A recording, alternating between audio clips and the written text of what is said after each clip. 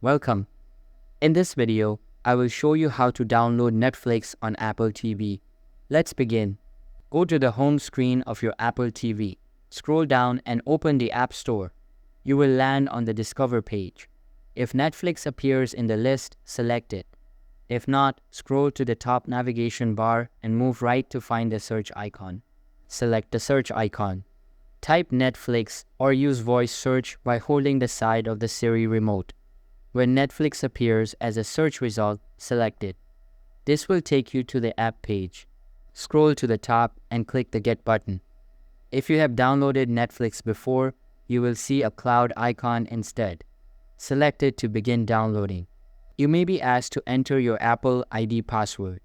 Wait a few seconds for the app to download. Once finished, click Open. The Netflix app will launch. Select Join Now to create an account or sign in if you already have one. Enter your login credentials. Netflix is now ready to use on your Apple TV. That's it, guys. Thank you for watching.